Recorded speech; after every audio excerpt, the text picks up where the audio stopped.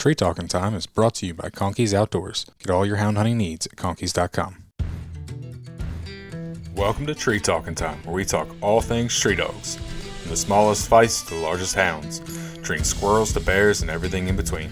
And from time to time, we might even run a little fast game.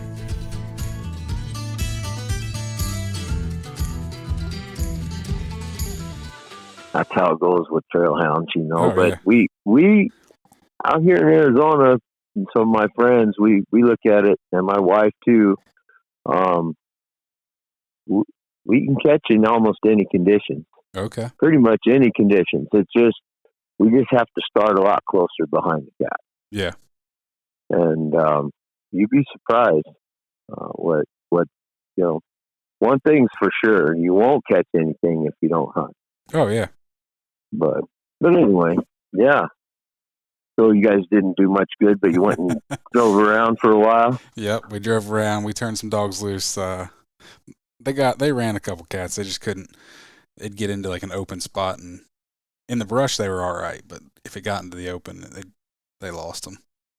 Oh yeah, yeah. That makes a big difference. That brush helps hold the scent a lot more. Yep.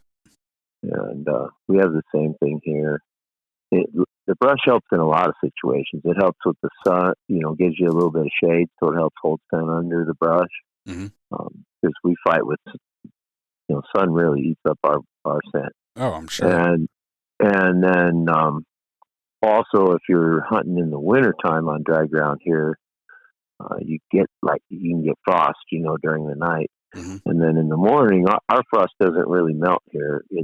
What they say is it sublimates, so it actually just evaporates as it melts. Okay. And so it never really gets wet; it just kind of goes away, and it's really strange, but it really kills the scent when that happens.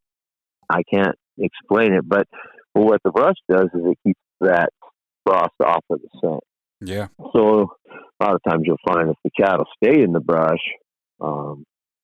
until you at least get closer behind it, and you got a better track, then you can still do well. But if you get same thing, if you walked out across that open during the night, and then that frost laid down over it, when that frost, as long as you can trail it before the frost goes away, you can still trail it fine. Yeah. But once that frost evaporates, it's over. That's why I prefer springtime. Okay. And we don't have frost now. I don't have competition up here in these hills. There's very few people, out still hunting cats. And, Mm-hmm. I don't mind competition. Well, none of us really like other people hunting don't our like country, right? But yeah, this time of year, I prefer to not really see other people when I go out in the woods. And we hunt big country, and it's really nice to have nobody else out there. What's your season in Arizona? Well, we for cats, our bobcat season starts August 1st and runs all the way until the end of March. Okay. And then lion season doesn't start until about the third week of August, but it opens at the same time as our archery deer and bear seasons start all at the same time right then, and it runs all the way until the end of May. Oh, wow. So I can now we have quotas here in Arizona. Yeah. And each zone and they're done by zones. So each zone has a certain quota, but we have it set up here now.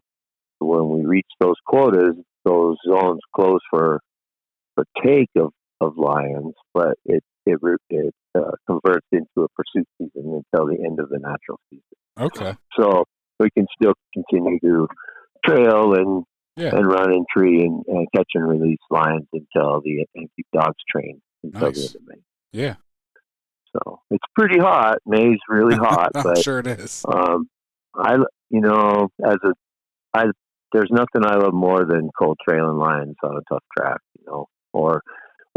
actually, our passion is bobcats, but cold trailing lions is awful fun too. It's right there with it. And, okay.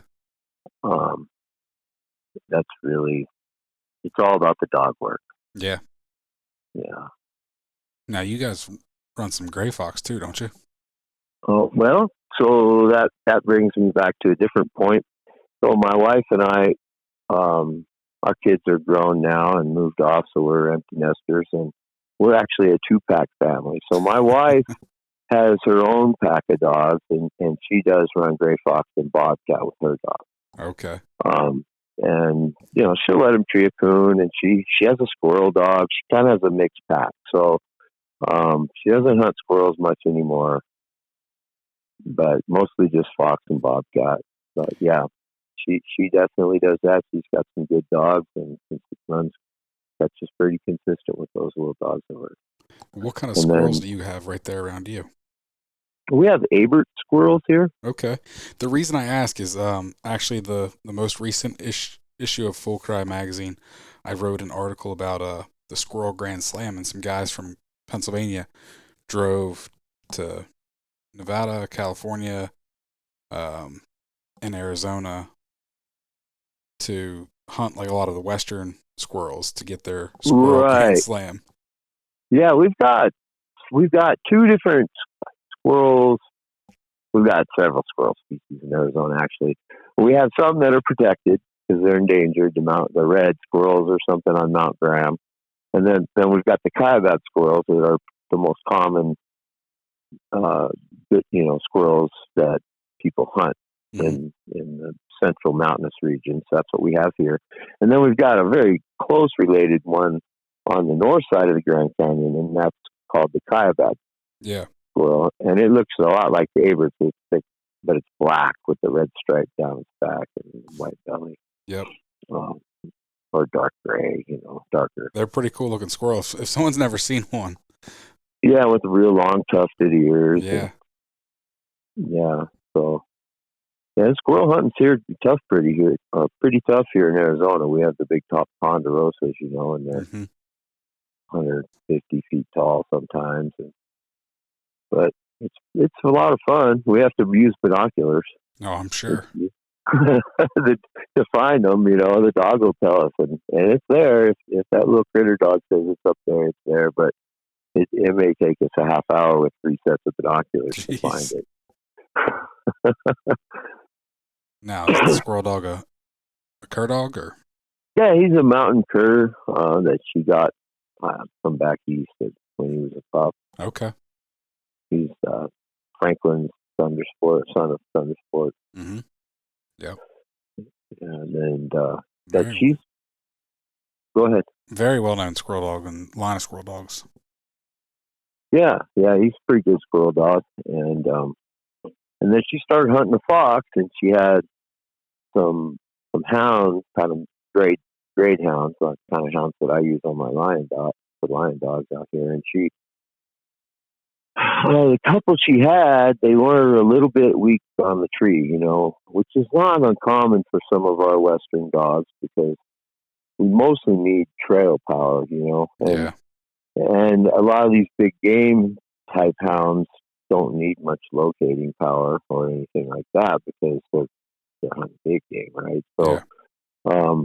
it's not uncommon to find some dogs that are not super great tree dogs. But anyway, um, so she was how these dogs were treating these fox, but they weren't staying treat for her. Of course, she could get there, they would go off and try to find another fox track and start running that. So she was running that cur with them, and that was working for a while. But as he got a little bit older, and those dogs got a little bit more foxy and started trailing colder and colder tracks, he started kind of falling out on the cold parts of the track. And by the time they get it warmed up, he'd be back at the truck. And Hmm. so she actually crossed him to one of those dogs, the younger one that she has. It's out of one of my breedings for bobcat and lion dogs. And man, those dogs are fire. She came Hmm. up with those half cur dogs are really good. Yeah. Now there's So got a lot of guys that like them for squirrel and coon over here. yeah, she sent. There's one up in Oregon, and last time we talked to him, that dog, it was like mid-January. He said that dog had already caught 36 bobcats this season, Oh wow. and Yeah. And she was just not even 2 yet. It's So impressive. pretty good dogs. But that's those dogs. And so yeah, we hunt a little bit of everything. We got pretty mixed pack here. So, what's your pack then? Oh, my dogs. So I started with I've got some straight English dogs. They're older now. But I actually started with some competition coon hounds. If you're familiar, are you familiar with English A little bloodlines bit, at all? not a Oh, yeah. ton. Well, anyway, I got they're like world champion type coon hounds, Hmm. and brought them out here. I talked, it was Taylor May Kennels in Kentucky. I know Robert Taylor, he's passed away now, but I talked to him on the phone and I kind of talked to him about what I needed. I was just getting started and looking for some dogs to, trail lions and bobcats with out here in Arizona. I'd had working dogs for at that time I'd had working dogs for 35 years, but Okay. I was getting started in the hounds. And so I was doing some research, and what I found is out west, the guys who had the really good dogs and the good bloodlines and kept track of what they had and all that, you really couldn't buy those dogs. Yeah. At all. I mean, they didn't sell puppies. They guarded their bloodlines real closely. And then there were the ranchers around here, and I'm not knocking them, but they do their things their way, but they didn't even know how their dogs were bred there. They're a little bit of this, a little bit of that, some ranch collie mixed in, and just whatever. And I just couldn't go down that road. So I found these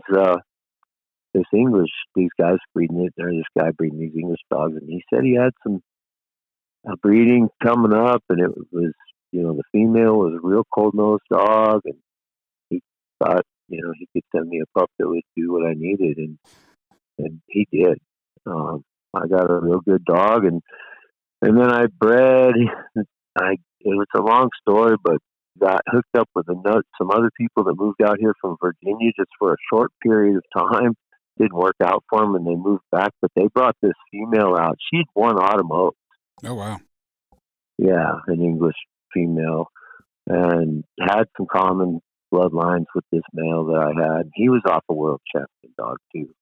His sire was a world champion, and so we made that breeding, and I only ended up with one live puppy out of that. Anyway, those two dogs were my mainline dogs for many years. Okay. The older one's retired. The son is still hunting some with me. He's 8 years old. And then we've crossed in some Arizona dry ground blood, and then kind of crossed it back into the English. So about a quarter of the dry ground stuff. Those dogs aren't good. They're good. The Arizona dry ground dogs are really good, but they're not fast enough for bobcats, and they don't have the locating treat skills for bobcats. Yeah. And my passion, especially at that time, was bobcats, and so that's why I crossed the English dogs. They're fast, and they don't know but they have a fast processor. They can process that scent really quick and move down that track and run a bobcat, and whereas those the dry ground dogs are they have slow processors, and they move everything they do is real slow, and Yeah. they can smell really old tracks. But what I found is them English dogs have really good noses too, and not all of them. They all have really good noses, I think, but not all of them have the willingness to work a really cold track. Yeah. So what we need here in Arizona is we have to have dogs that have a lot of focus. There's times we're covering a lot of ground, sometimes several days in a row between tracks, and on dry ground, these dogs we're not putting them on track. They're hunting more like coon dogs. Yeah. And they're going out and finding their own tracks, as we're moving through the forest, maybe making a 7 or 10 or 20 mile loop, and the dogs are free cast the whole time. And they have to have enough focus to pass up all that other tempting stuff day after day and only take those really hard to work tracks. Sometimes, we'll trail tracks day after day after day and just kind of peter them out late in the day as the sun burns it up. And we'll go back out and maybe continue that same track or cut another track and do it again and again. And sometimes it's several weeks between actually catching some. Yeah. And not all dogs have that kind of focus to handle that kind of a career. Heck, not all people have that kind of focus. That. Well, that's true, and that's why not everybody's a dry ground lion hunter either. Yep. But you have to love the process, and Mm-hmm. it's hard. But I wouldn't. I don't think I'd like to do. There's nothing else I'd rather do than go out there and hike for miles with the dogs and help them find the next piece of fence. And So, so. Go ahead. so you're hunting all off of foot? I do now. We do free cast from the truck some. So we have some areas where there's roads that go down through a pretty good area where lions tend to cross. And so we'll put the dogs on the ground and just go drive really slow and let the dogs hunt down through there from the truck. But we almost every day we go for some hike, no Okay. matter what. And a lot of days, if we're real serious about cutting the track or trying to catch a lion, I'll get back to that. On those days, we plan mostly hike. So I prefer to hunt from foot and hike in roadless country. And this country, the problem with hunting from horses in this country, the cowboys do a lot of. You can do it, but it's treacherous. And Mm-hmm. if you don't have guys that are really good on the horse, they're going to get hurt out there. Yeah. So, if you're taking people out on horses, it's hard. And a lot of times they're actually cumbersome. So you'll get to a bluff line that literally runs for, 2 or 3 miles before you could ever get a horse down. And the dogs just went right down through there. And you can go down through there, but now you got to leave your horse if you go down through there. Yeah.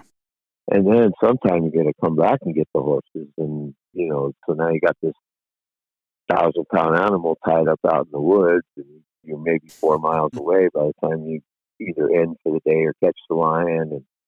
And it's really rough country. Yeah. And so you can get through it, but you got to go way around. So you can stay closer to the dogs a lot of times without a horse. Okay. And I just know there's a lot of like dry ground guys that use either horses or mules. That's why I was curious. Yeah, a lot of them do, and in certain country, it's really good. But I don't know. I prefer to walk.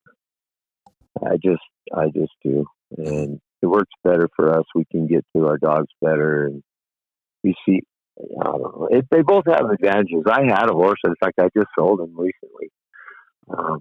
Not because I didn't like to take him out with the hounds. I did. I didn't like taking clients out on horses. Yeah. It's just too hard to keep them safe. Oh, for sure. And so I'd rather not do that. But I had a horse and I hunted my hounds that way, and it was a lot of fun. But like I said, a lot of times my horse ended up tied up somewhere, and I ended up off in some canyon, and with him tied up way up there, and I had to go back up to the top to go get him when I could have walked out the bottom and satellite message my wife for a ride or something. You know what I mean? So Yeah. we do a lot of that now since we have the new satellite communications available to us. Very handy. I'll park up at the top of a mountain somewhere or at the high country and hike down through a 7 or 8 mile, nasty canyon, and wherever I come out, if nothing happens, I'm going to come out at the bottom. But if we cut a track, we can go anywhere. So sometime later in the day, I'll message my wife and she'll come out there and pick us up. And of course, she has her own Garmin and her own Yeah. tracking systems, and she has all my dogs in it, so she's it's easy for her to find me once she gets out in the general area, and it works pretty good. Yeah. And so that's how we do that most of the time. So you said you said the one dog that you started with is still alive, so which means you haven't been doing this for terribly long. What made you want to get into running dry ground lines? Well, I live right in the middle of lion country for one. Um, it, I've cut tracks less than 400 yards from my kennels. Oh wow. Uh, yeah. Um, it, and I've just always been a working dog guy. Mm-hmm. And what actually happened, I was a taxidermist at the time. My wife and I had traveled to the world competition. I was competing at the world show. I met a guy there. We wanted him, I'll shorten the story, we wanted him to come work in our shop with us and help us on some stuff. I lured him out here by hooking him up with a lion hunt with some local cowboys. Okay. And I'm like, as I had mentioned, altogether, I'm over 40 years with working dogs. So this is, Mm-hmm. way into my working dog career, but I wasn't currently doing anything with dogs. And I went with him on this little lion hunt thing, and we didn't catch anything, but we did trail that day. And I sat on my horse and across the canyon, and I got to watch those hounds work that cold track down this ledgy, bluffy hillside on the other side of the canyon from us with perfect view, and I had chills up my spine. And when I got home, I told my wife I was getting hounds. And they weren't going to be no average hounds, because I'll tell you what, that day when we left the horse trailers, we must have had 30 dogs with us that day with the cowboys. And when we got back to the horse trailers that day, we only had 4 dogs. And they were the Jeez. 4 dogs that never would leave the horses to start with. Oh man, it was a show, right? Yeah. But yeah, I'm like, and they're going to be good ones. I don't want junk dogs. I want really good dogs. I've always had good dogs. So I went on the search and got some dogs to start with that could do the job, and I really got super lucky with that first dog. Mm-hmm. And I went through a lot of dogs. Don't get me wrong. I have a son here that's still here with me. I tried black and tan. I tried lots of breeds. Okay. And I mean, I'm talking, I got my first 2 good dogs were pretty easy to get that could do the job. Then it took me about, I believe it was 26 more tries before I got the next good dog. Jeez. Okay. That makes me feel a lot better. Yeah. So it was I've had like I my got fair super share. lucky in the beginning, and then I got normal luck again for a while.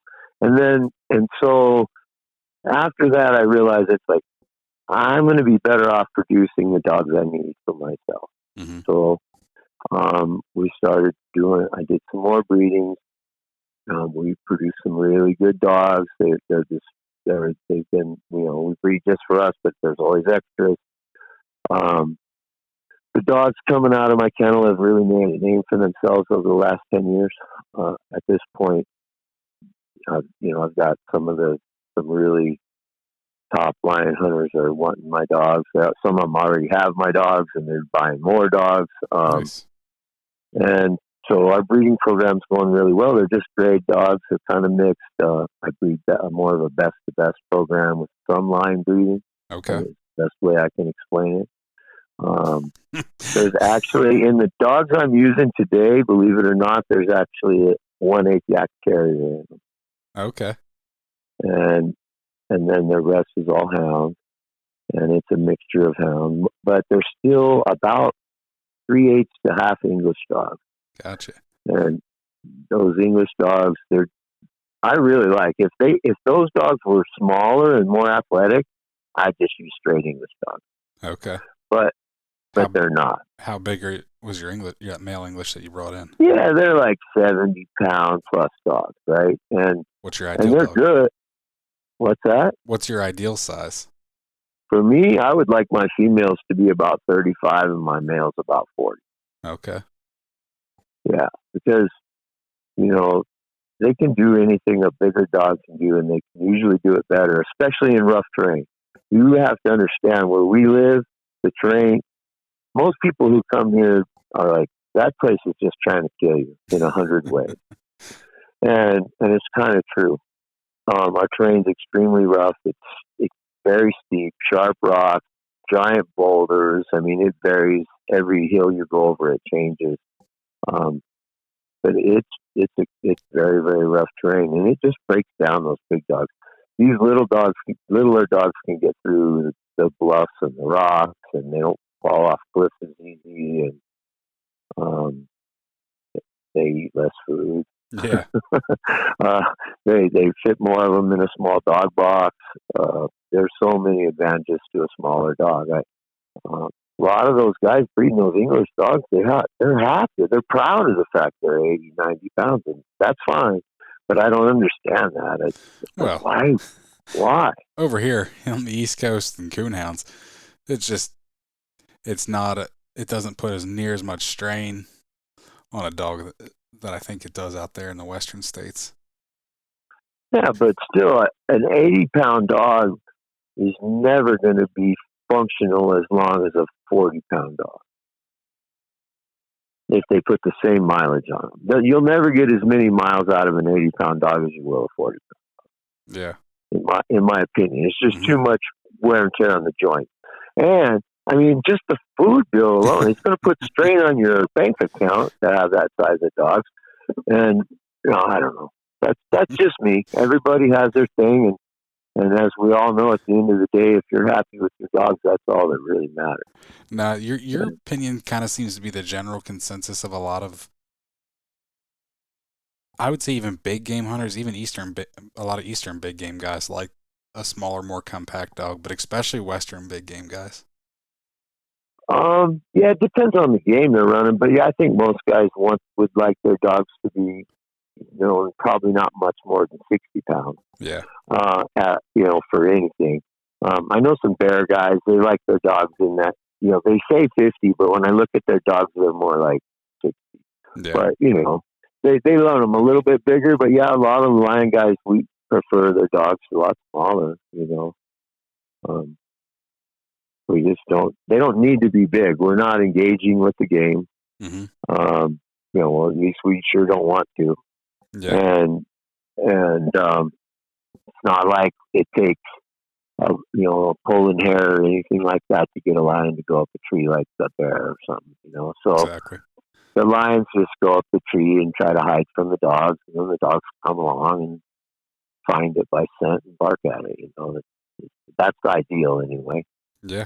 Sometimes we catch them on the ground, that the lion don't go up for whatever reason. Either there's nowhere to go up, or catch it out on the edge of a bluff, or something like that. And we definitely prefer dogs that are not too gritty in that situation, because they don't. It's just not good. Oh yeah. You said something about you line breed a little bit, and not too long ago, I saw where your wife put something up on Facebook asking a question about genetics. It's in a Facebook group, and Oh, it was like a half brother. It was going to be like a half brother, half sister cross, and yes, it was hilarious. The answers people thought these dogs were going to have like 3 eyes and 8 legs. Like they're yes. like, oh, that is inbreeding. That you can't do that. Those dogs are going to be deformed, and it was just hilarious. It's It like, really was. have you And people never been around any sort of working dogs? Like, I don't know. I find it super common to line breed and half siblings and uncle nieces and grandmothers and grandsons or and heck, I've seen plenty of people crossing father daughters and litter mates and stuff. So oh yeah, as in certain breeds, it's crazy, right? How tight some of that stuff is, and yeah. and um, and some of it, it bites them, and if you get too tight, it will bite you. Mm-hmm. And but and there are some guidelines, that you kind of they're unspoken. Well, they're spoken, but they're unwritten guidelines. Like in my opinion, what I tell people, and they ask me about doing an inbreeding or a line breeding, right? And personally, line breeding is only a dog breeder's term. In real genetics, it's not even a term. It's all inbreeding, just the Mm-hmm. different levels, different percentages, right, or intensity. So, but if you're going to do a line breeding or an inbreeding, especially, which would be a father, daughter, brother, sister, mother, son, that's really tight. Those kind of breedings, you got to understand they're going to amplify the traits in those dogs. Mm-hmm. So the adage is it's going to double the good traits, but it's going to triple the bad traits. So, and that's not, 100%, but it kind of is kind of the way the wind blows. You know what I'm saying? Mm-hmm. And so you have to do those type of breedings. Those dogs have to be pretty clear of fault. Yeah. Now, there's no dog that doesn't have a fault, right? Every Absolutely. dog has a fault. Yeah. But you need to make sure that if the faults are minor or they're not faults that are going to be health issues, or they have to be something. You have to be really careful, in other words, about the individuals that you use when you make a breeding like that. Yeah. Because if you use the wrong individuals, you're really going to have a mess. If you use the right individuals, it can really it's a great tool for that, for fixing traits in the dog Yeah. and making that, creating what you're looking for. Exactly. So, but yeah, it was pretty funny. Those cat ladies were losing their mind. Yeah. And yeah, well, I'm glad she posted it anonymous, I guess. Yeah, it was funny. She posted anonymously, but she posted some pictures, and I'm like, I know those dogs. Yeah, yeah. That breeding didn't even take. It was an accident, and it didn't take. So we were happy. We had a young dog. We went out of town or somewhere for not just a couple hours. We weren't gone very long, and we locked them in a kennel, and the females were over in another turnout pen over across the yard. And that dog, he chewed through the bottom of his kennel into the next kennel. Then that kennel, for some reason, he went to the top and literally made a hole through the top corner into a third kennel. And then he opened the gate of that kennel because it wasn't latched. He knows how to open gates. Yeah. And ran across the yard, jumped a 6-foot fence, and got in there and bred that female. And she was right at the tail end of her heat, so we were hoping it didn't take, and we were lucky it didn't take. But she was just... He was determined, that's for sure. Yeah, I probably will make that breeding. It isn't that, but they were just... I wasn't ready for it this year. And all Yeah. that, so. It is something I was thinking about. Now, there was something else I was going to talk about. I forgot. Oh, you were asking about some stories. So, one of the things, that separates dry ground line hunting from snow hunting is there's the snow guys, and I'm not knocking the snow hunters. They do their thing, I do mine. So for me, it's almost like a different sport, right? But Mm-hmm. they're putting their dogs on tracks usually. They're driving around until they find a track, and then they're putting their dogs on tracks. And of course, as I was explaining before, we make these big loops, and we're counting on the dogs to find the tracks. But sometimes, and a lot of times, there's no tracks there to find when the dogs strike. Yeah. It's all rocks and or leaf litter and neat pine needles, and you maybe could tell something walk through there, but you're not finding identifying a cat track. Mm-hmm. And so, I mean, I've gone one year. We caught like 16 cats in a row, and I never saw any tracks. The dogs just struck and trailed and stopped at trees, and I never saw any tracks. But anyway, when we're hunting, especially with a client, the first thing we need to do is figure out if the dogs are going the right way. And they're trailing on these old tracks, and they don't know which way that cat walked when he walked through here yesterday or the night before, and so that whichever way they hit it, they typically just start working that track that direction. And so our first job is to get out there and find out which direction this cat's moving, and if it's the cat that we're looking for. If we're hunting clients, I mostly train dogs. I take in outside dogs, train dogs, but Okay. I do take a couple. I am a guide, and I do take a couple clients a year. So most of the time, I'm not actually hunting clients or looking to kill lions. But anyway, when we do, we have to find these tracks, and it's a tough job. Oh yeah. And so sometimes we find tracks, and you gotta. Sometimes the lions walk them both ways. I've got videos on my Facebook page or Instagram page, of places where it's like, yeah, which way do we go? I got fresh tracks that go in both ways right here, and so you just kind of got to let the dogs go and hope, and half the time they're going to be right, and half the time they're going to be wrong. At least that's what you hope. So anyway, one day we were out, and I got this young guy that hunts with me. He's about to turn 18 here pretty soon, but he's been hunting with me for about 4 years. We were up on this mountain, and the dog struck the track, and we started looking real quick, and Boston found the track, but it was backwards. It was a lion track, and they were going backwards to this track, but they were pretty wound up, and we just couldn't get them to turn around on this track. So we were just training dogs that day anyway, and a bunch of young dogs, and we didn't want to shock anybody or anything like that to turn them around. It was like, well, they're trailing. Let's just let them trail. Maybe they'll peter out. We can turn them back around. Well, they were moving and moving and moving, and about a mile in, we found another track on the side of the road, and it was a fresh bobcat track. It was going the same way as the dog. So we're like, all right, I guess we're trailing a bobcat. Well, that's good. We're going the right way. So we were pretty happy. And we quit looking for tracks. And we just watching the dogs work and, helping them guess where the next place they should go when they have loses.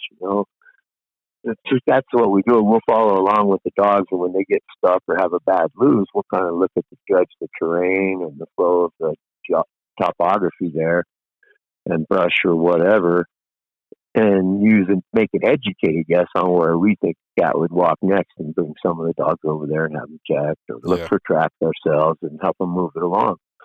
So we're doing this, and man, this track just kept going and going and going and going.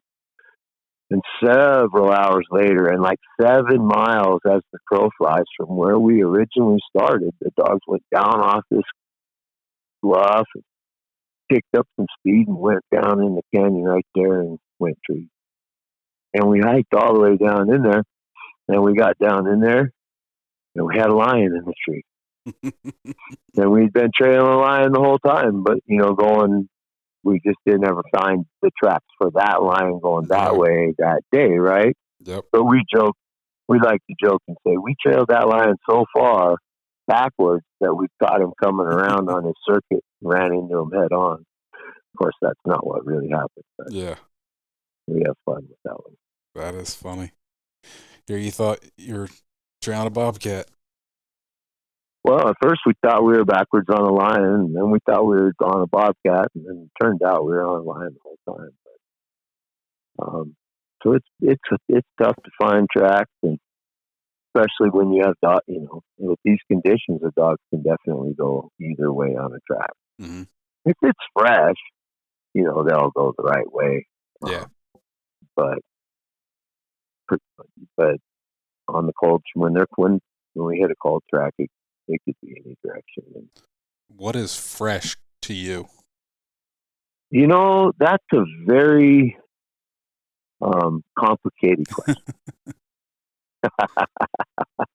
So in some condition, in good condition, anything made since the sun went down yesterday is fresh. Okay. Okay, we're going to cold trail. So that's not fresh, right? I'm exaggerating that a little bit, but when we get on a night-old lion track in decent conditions, my dogs are going to roll out pretty good. And usually we're going to be trying to figure out how we're getting to the tree here within the next hour to an hour and a half. Mm-hmm. So that's fairly. But now a fresh track or a fresh enough track that I don't have to worry that if they hit it, they're hauling butt, they're going the right way. That could be anywhere from a little while ago into several hours. But it depends on the conditions. So in some conditions, in poor conditions, I mean, it's only going to be a little while. Like the cat just went through here a little bit ago. Mm-hmm. And I've actually had, don't get me wrong, here in Arizona, in some conditions, certain times of the day, I've had calls on credible calls on lion. We just saw a lion. I walked blah blah blah down through here, and we get there. We're an hour behind this lion, and we can barely trail it. Yeah. We have other calls where I seen a lion this afternoon. It went right up, blah, blah, blah. And we'll go out there the next morning, 16 hours later and trail it pretty dang good and go catch it. Mm-hmm. So it's totally dependent on conditions. Makes sense. Yeah, scent is a crazy thing, That's for sure. And we trail a lot. I trail tracks sometimes that I know for sure are over 2 days old. Jeez. And we can trail it.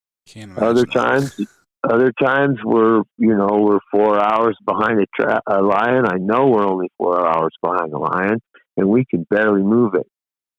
And it's frustrating and confusing, but that's lions. But it's conditioned and substrate, and there's a lot of issues, a lot of things to it, and that's why some of the old timers talk of, the really old timers. Some of them are like, yeah, them lions can pick their scent up when they go, they can shut their scent off. Yeah. No, they can't.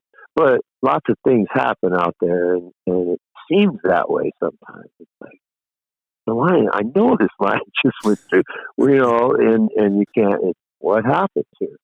And can't always explain it. But if you look at it really close, a lot of times you can get a pretty good idea why. Mm-hmm. And there's other things that have. Sometimes that lion, maybe you just walked up that hill 2 hours ago, but also 300 elk walked across that hill since then. True. Yeah, you don't know. Right across the middle of that track, and now for 300 yards up there, they don't really even have a track anymore. So you just never know what exactly is happening out there for sure. Mm-hmm. But it's fun. I mean, if it was easy enough and all like paint by numbers, it would get boring pretty fast. So it's the challenge that keeps us going. Yeah. And if it was easy, everybody would do it. Oh yeah, no, I definitely couldn't do it then. Conkeys Outdoors is proud to be a sponsor of Tree Talking Time. Family, hunting, tradition is the Conkeys motto. They understand the importance of passing down the tradition of hound hunting. They are a family-owned business that treats you like family. They also understand the importance of having the gear you need when you need it. Conkeys carries everything for your next hunt, and it ships to your door quick.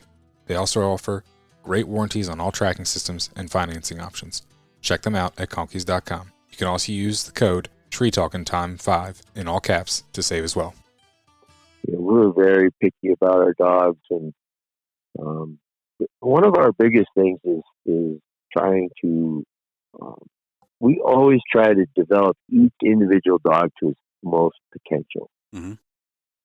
From day one, and so we spend a ton of time. We've got 2 litters of puppies here right now, and we're out there spending a long time with them now. In fact, we developed a neonatal program that we do with every puppy that's born here on our program, here on our property. We think that helps them a lot. Dials them in, helps them get started. Starting dry ground cat dogs is a tough thing because there's so many other tracks, as I was describing earlier. So many other animals and tracks they have to cross in between each cat track that we can get them on, and then trying to get them caught, and the whole thing, and trying to keep them young dogs corralled in to where they're even with you when you do find a track. It Yeah. can be difficult. So what we found is working with these puppies from 3 days of age forward, we've been able to really make a difference on how quickly they catch on to their target game. And, Okay. yeah. Now, I've heard of other people doing this. Is this something that you've just adopted from somewhere else? Is this something you've came up with yourself for what you Okay, do? yeah, I mean, most of what we do, not most, but part of what we do is, yes, it's out there. A lot of people, the U.S. military's been doing it, blah, blah, blah. We incorporate that into what we do. But we've taken it a little bit farther with the scent affinity steps that we take. That so our program starts at day 3 and runs through day 17, just like all the other program, neonatal programs, and they're basically the same programs: it's early neurological stimulation and the early scent introduction, and we do those simultaneously. But Okay. then we do our own scent affinity program from there for just 6 weeks, Hmm. and and then at 6 weeks we start actually doing drags for these puppies. Oh, wow. And you'd be amazed to see 6-week-old puppies come out of their pen, run out across the yard and across the lawn, and then when they hit where that drag is, they've never done a drag before. They've Mm-hmm. never trailed anything in their life. When they hit that scent, they just boom. Their nose goes down. They start going around in circles and get excited and wagging their tail. They don't know how to move it forward. You got to kind of help them with that. But if they recognize that scent, and this is the target scent of the animal they're going to hunt, Yeah. and yeah, at 6 weeks old, they're like boom on it, and then by 4 or 5 days of that, doing it each day, they'll hit that scent and go right down it. Because at the other end is a raw meat treat Okay. for them, so they're getting rewarded at the other end. But and then we put it together in our program into a kit that we do market. Okay. Didn't realize It's that. not that anybody out there couldn't do all of this stuff on their own if they wanted to just research it and put all the stuff together. Mm-hmm. But we put it all in a kit. It's got all the stuff in there, everything you need to do it, and detailed instructions on how to do each step. So it makes it easy if somebody was going to have a litter of puppies to do that if they want. Well, I didn't even know that. So how do people find that? They need our link to Big Cartel at Wild Heritage Working Dog Products. They can message me on Instagram. For now, it's probably the quickest way to get that link.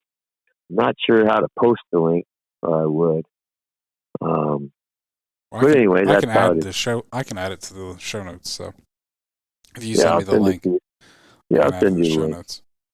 Yeah, so there's 2 kits in there. One is just what's called the puppy kit, and it's a kind of a stripped down version for somebody that maybe buys a puppy, right? Mm-hmm. So say this guy's going to buy his first coonhound or his first hound to start training for bobcats or lions or bears. We have all the different scents, and we can put him in there for whatever he wants to do. Okay. And then it's just for the 6 week, for like an 8-week-old puppy on up for one individual puppy. Mm-hmm. The breeder's kit is the one for people who are going to have a litter, and it has everything for all the neonatal stuff. Okay. And so that's the one that most people want, just to make that clear on them if they're going to be looking at it. But yeah, I'll send you a link for it. Yeah. And it helps a lot. And I think it's worth it. Doesn't take a lot of time. Literally, we were doing our litters were 8 and 10. It took us, my wife and I would do it together. Took us about not even 15 minutes each day to do the whole litter. Okay.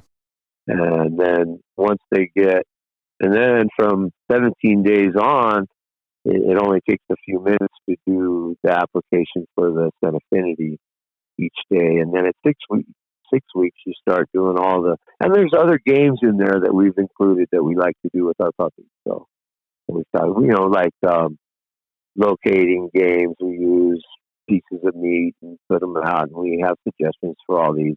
And not only is it really good for the puppy, but it's really good for helping figure out which puppy you want to keep too. Yeah.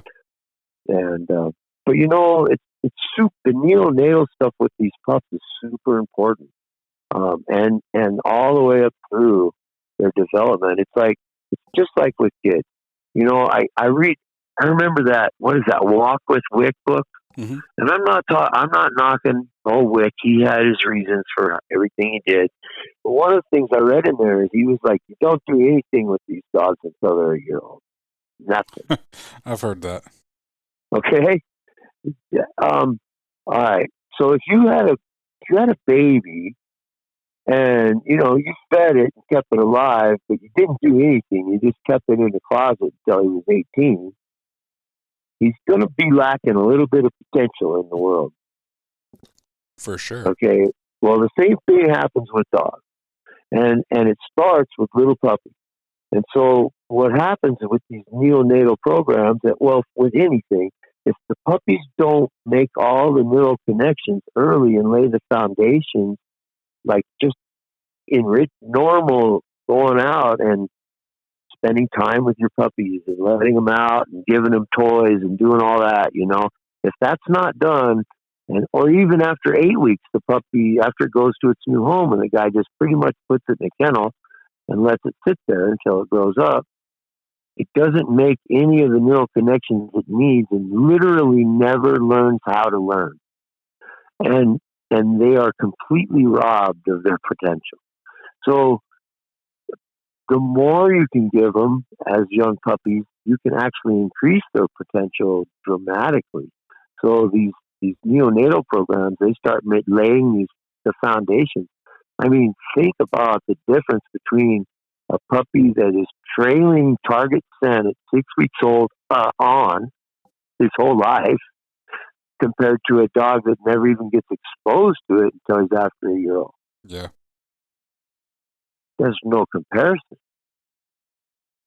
I have dogs that are 10 months old and they're like taking off on bobcat tracks, and I'm like not sure if I should reel them in because they might be on a trash, and next thing I know they're treed. I go out there and they went and caught their own bobcat, 10 months old. And, it's not common, but it does happen with my dogs. And that's not happening with dogs unless you've done some groundwork with them. Yeah. And, but anyway, enough of that pitch. I did not meaning to pitch it at all. I just really would like to see more people do more with their young dogs and develop them to their best potential, because they might be a lot better if they had the full chance, Yeah.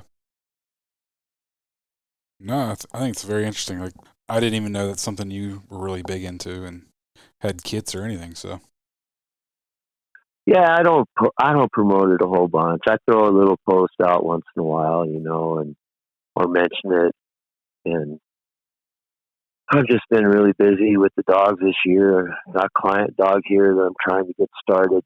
So I've been hunting real hard, getting them in the woods as much as I can. And I haven't, we've been doing drags. I meant to do some more videos of it and do a big post and make a promotional post on my Instagram, but I haven't even done the videos.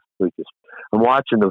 Part of the reason is because I'm getting one of those pups from my wife's litter, and so I'm watching the puppies very closely because I'm trying to decide which one I'm taking. And we're doing a trade. See, I'm trading. One of the litters is mine, and one of them's hers, and we're trading puppies. So, that's funny. Yeah. That's how it works in our household.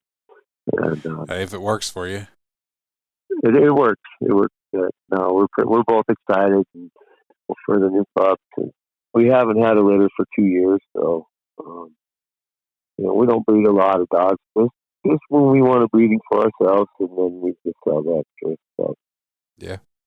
and then I like to keep a couple extras, and I'll raise them up and get them started, and then sell those too sometimes. Yeah. Um, so I supplement my income through dog training. I take in outside dogs from all over the West, and not a lot of them, just a couple at a time, and then I Yeah. hunt them with my dog. Good deal. So Well, you got any more anyway, stories for me? Or anything more else? stories. Um, you know, one day I have funny, kind of a crazy story. I wasn't expecting this day, but Lawson and I went out. We were just going to do a little short line hunt. We got a spot. I can't name it by name because, well, actually, I can. We call it the Bob. It's a hill. It didn't have its own name, but we've named it. It's called the Bob. And so we're going to go hunt the Bob today. So we go out there, and it's a hike. You got to hike up on it. It's kind of just it's a little mesa. It's got bluffs all the way around it. It's about 3/4 of a mile long and half a mile wide. And you got to hike up on it, and then we just hike straight out to the far end, which we did that day, and out the very far end of it, go down off the bluffs right there, about 75% to 85% ish type place. We'll cut a track, and either a bobcat or a lion, almost about 75 or more percent of the time, we'll cut a lion back out there or a bobcat. That day we didn't find anything. And we hiked all the way out there. And we're starting back, and there's another corner of this mesa. It's kind of a triangle shape. It's kind of another corner. I'm like, Lawson, let's just head over there and check that corner too, because every once in a while, those lions, they like to come and go off that corner. Maybe we'll cut a track, leave, and have something to trail. And we headed over that way, and we were almost there. And a couple of the dogs, you know how they drift out ahead of you when they're free cast like that. And Mm-hmm. all of a sudden, I had one dog blow up. It was Mater. It's one of my good dogs. Usually won't lie to me. Then another dog blow up, and then they both went treed, and we had a bunch of dogs that day.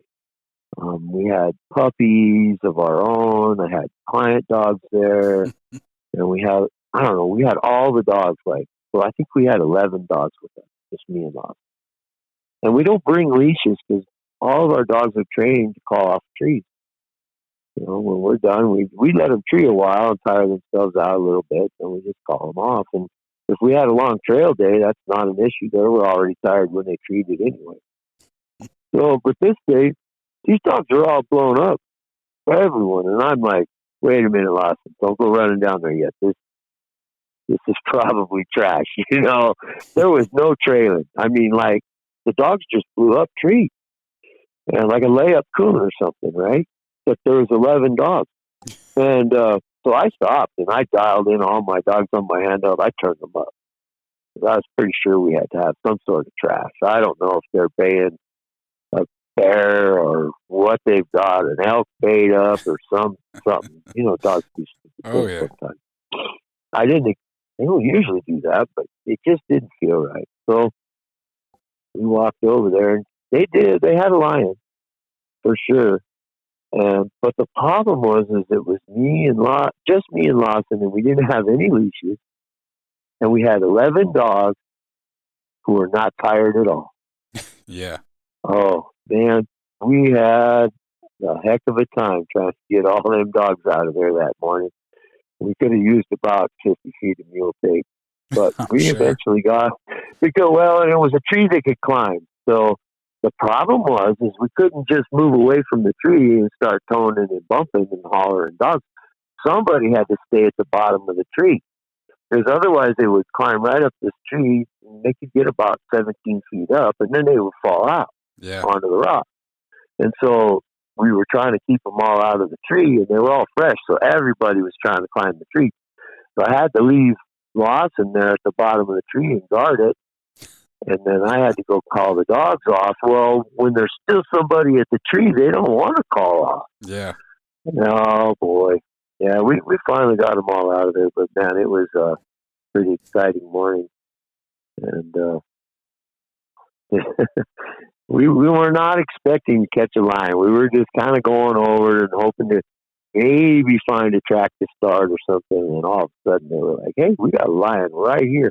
I don't Yep. know what the deal was. We just walked past. I mean, we hiking in. We were only 150 yards from that spot. That's crazy. Yeah, but on the way out, we hit it. Anyway, I was hoping to have some really fun stories, wild stories, not wild, but fun stories. And I talked to my hunting buddy. We went hunting this morning, trailed a little bit this morning. And I asked Lawson when we were in the truck, I was like, "Hey, I need a story for the podcast, some good stories for the podcast." He looked at me and he says, you know, every day we go out is a good story.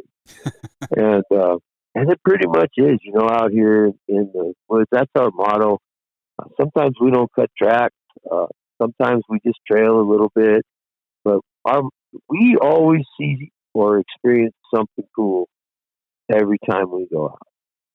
That's awesome. So just in fact, here's a real quick one for you. We didn't cut any tracks this day, but just a couple weeks ago, maybe not even that long, we went on a long hike down through a big canyon and up the other side, and it always looked good to me over there. I'd never been over those bluffs, and we went up in there and looked for a lion track, and we found a big old Indian ruin, big Indian ruin. And in the middle of that Indian ruin was about a 400-pound metate sitting there with the mono still in it. Now, I know you're from back east, so you may not know what a metate is, but a That was metate is those about to be big my next stones, question. those big grinding stones Okay. that the Indians used to grind. For out here, it was usually acorn, but they could grind corn or any kind of grain in it, but that grinding stone is still sitting in there. And That's then cool. on our way out, back up, we came along the edge of this fence line, and we found this sign down in this canyon. And we're pretty far from any roads. It's down in a canyon by this gate, and it's part of an old historic Arizona sheep driveway. So in fact, just up until a few years ago, the sheep herders would drive sheep from down in the desert up to the high country, like 60 miles up through this country. And it was a big, cool thing in history. But anyway, down in there where we were hunting was the border of that, and on this sign it was marking the border, and all these shepherds over the years had been signing their names, scratching it into this sign, and putting a date by it, and the dates went back all the way back to 1937. That's cool. Yeah, it was pretty cool. So, just getting out there, following the hounds. Those hounds will take you into places that you would never go for any other reason. Yeah. Following in the footsteps of a where that's the funnest thing about the cold trailing, and I like to put out there. A lot of people don't understand this about when we run cats or we call it the race. Most of the time we're trailing a lion, the lion doesn't even know we exist. Oh yeah. He's canyons away, and we're just pecking away on somewhere that he walked somewhere in the past, and a lot of times he doesn't even know. And but we get to follow in his footsteps and see, what he does throughout in his life. We see where he went down and visited deer beds, and where he went over on another hillside. And, oh, look, he walked right through all these elk beds right here, and then went down to a spring and got a drink, and then, oh, look, he hooked up with now there's female tracks here too. He's trailing a female today, or a lot of times we'll find females with kitten tracks there. Of course, we pull our dogs off, but it's really fun. A lot Yeah. of fun to follow in the foot and learn about the lions and the game that we pursue. I think that's the one cool thing that you guys get to do out there is you really follow it. Like where with coon hunting, it's like you cut a dog loose, they go and tree a coon. And yeah, you're in territory where coon are, but you don't follow the coon around. You know what I mean? You follow those mountain lions for, like you said, sometimes days. Yeah, I have, and those are the fun. It's hard to do that doesn't always work out. But I have had some times where we start, at least a day behind on a lion, and we'll trail, and then peter out the track certain time of the day, and the scent just burns up. But what happens is during the nighttime, that scent rehydrates Hmm. because the scent is actually bacteria working on shed skin cells. That's where most of the scent that you're getting is coming from out there off a lion. It's in the track too, but most of it's from those shed skin cells that drift off in the bushes and under leaves and all over. That's they don't always trail right down the track, but and then during the night they'll rehydrate and go back out and sometimes trail more. But what we usually do is we'll try to move forward. If we know the country really well, we know the travel corridors and the cats, and we're trailing a cat and we've kind of figured out the track. We're like, all right, we kind of know where he's going next, and Yeah. we'll jump forward a little ways and try to freshen that track up. And sometimes we hit it again, but we hit it about the same age as we had it the day before. So we trail it again for a ways, a couple miles, peter it out, and can't finish the track, and then we'll jump forward again the next day. And sometimes when the dogs first hit that track, I'm hiking in, where you're going to go try to intercept this lion isn't like in a convenient place. It's always going to be some dang place you got to hike way out to the end of a bluff line or something. It's like, this is where he's going to go by. It's the easiest Of place to course. try to, or a pinch spot where he's going to walk through. So you'll go back out there and hit it again and move on. But when the dogs get there ahead of you and then they hit the track, and invariably one or two of them are going to go the wrong way before you get out there. And so, but it's kind of nice because sometimes they'll actually trail that track backwards and tie it back into where you left off the day before. And then you know for sure that you're on the same path. Yeah. And then they'll usually, once they hit that, as soon as they hit where they were the day before, they know they've screwed up, and then they come right back and join the other dogs, which hopefully I've gotten some of them to go the right way from that spot in the beginning, right? And they'll all go. And then, and I've done that over the course of 5 days, 4 or 5 days, and eventually caught up to the line. That's crazy. And I've also done it many times where we've done it for 2, 3, 4 days and eventually lost the line. That happens a lot more often than you eventually catch it. But Yeah. even just following it for 2 or 3 days before losing it it's just amazing. I mean, but you have to be the right kind of guy to enjoy that, right? Yeah. Some people are just all oriented about the catch, and if that's the case, you probably don't want to be a dry ground lion. I like dogs. I like watching my dogs work. I'm not quite sure I have the patience to be a dry ground lion hunter. It takes a lot of patience, yeah, and it's very tedious. But when it comes together, it's so rewarding.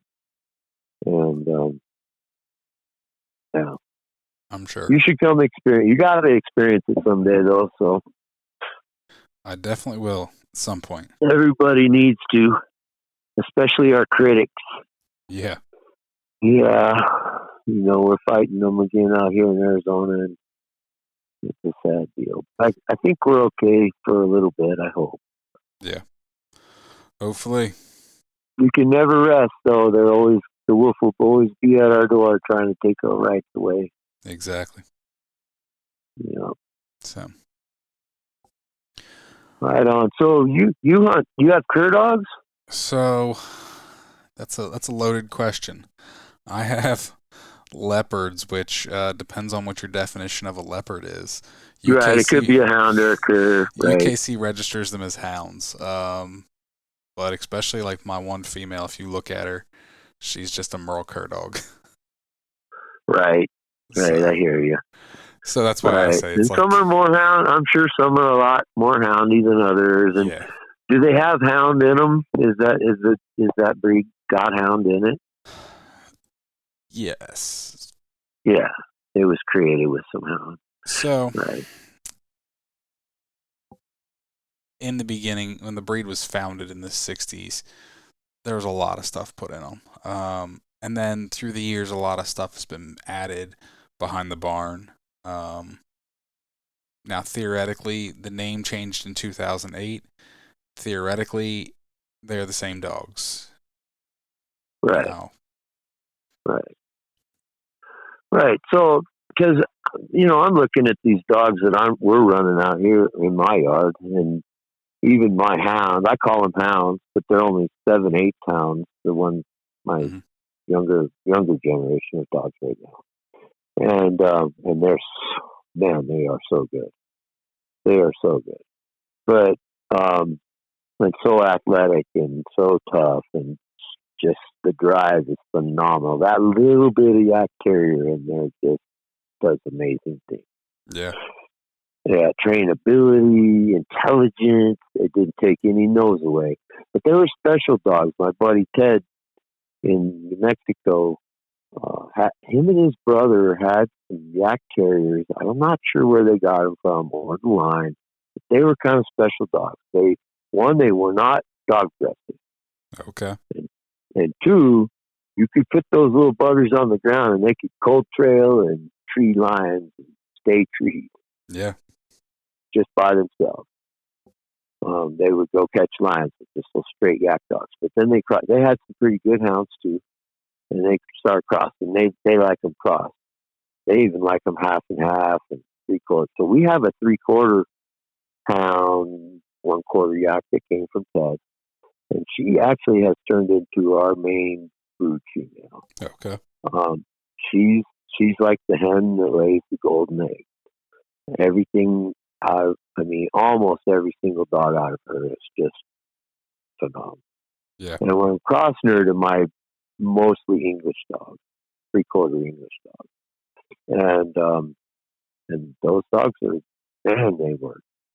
But anyway, what I was getting to is I've heard, and I don't know if it's true, but I've basically heard that almost pretty much any dog that's been crossed, a hound that's been crossed out with, or even dogs that aren't hounds, there's all kinds of curs, right? If they're just mixed breeds, aren't those kind of considered curs? kind of. Or not kind of, but not really. So, They're just mutts, right? originally that's what a cur dog was, but the mountain curs, you've got multiple breeds of cur that have been established into a breed, just like hounds have. So your mountain Right. curs have been around since the 50s. Right. No, I understand those are, yeah, and they're pretty tight too, and they're very stringent. And But they're then, actual breed, but it's like, my hounds they're kind of like curs, right? Because they're not even pure hounds. so But like, I um, don't know. a lot of the registries will register what's called a treeing cur, which can be across. Um, some registries dictate how much hound is allowed in versus, Yeah, you know, gotcha. um, so like a lot of like hound cur crosses, like the litter that your wife had, would be like if I were to buy one and I wanted to register it, it would be registered as a treeing cur with a lot of the registries. I see.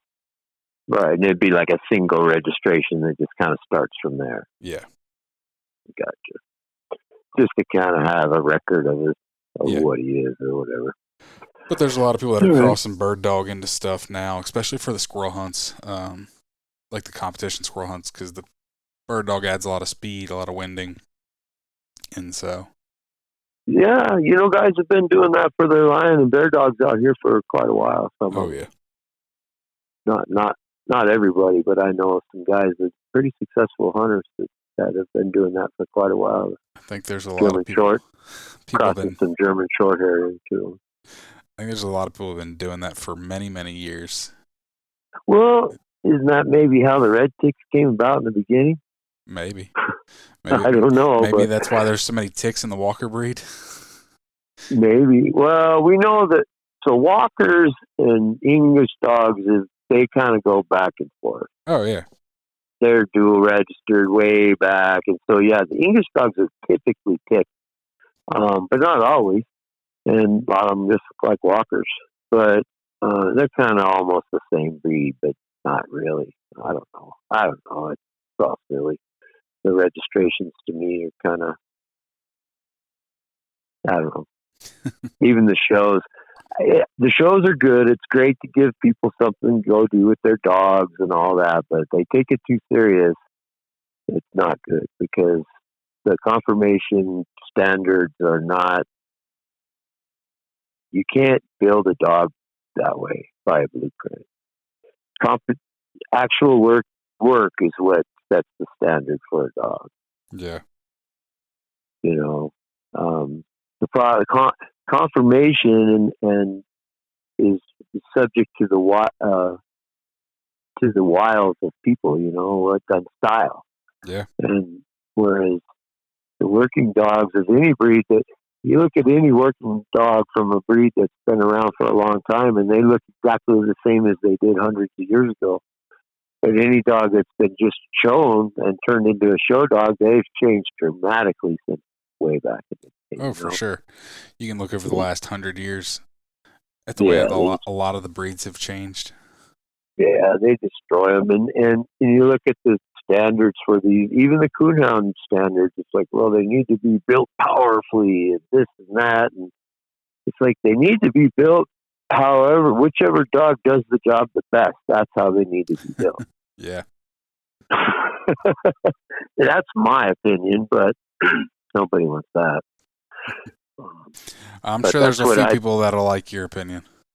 Well, that's how I do it here with my dogs, and that's why, they're not the same as everybody else's dogs around here. They're not real slow ball. I got ball mouth dogs, but they don't plant all 4 feet and ball at the sky for 10 seconds every time they smell a track. They're already 50 yards down the track. Yeah. Not always. Sometimes they have to go back and forth. Yeah, they can't always move it any better than any other dog, but if it is movable, they better get on down it because we don't have all day. It's Yeah. going to get hot. I understand. So, well, Dale, I don't even think I had you introduce yourself. Now, No. We got into this and we just started rolling. I wondered if you actually wanted to know my whole name, but it's Dale Robertson. Dale and Heather Robertson, and we're in Young, Arizona, and we do dogs. That's what we do now. That's funny. Like I said, we just got into this and started rolling and didn't even think about it. Yeah, I told you we weren't going to have any problem talking about dogs. Not at all. So, but I really appreciate you coming on. Yep. You can find me on Facebook and Instagram at Tree Talking Media. And until next time, keep them talking in the timber.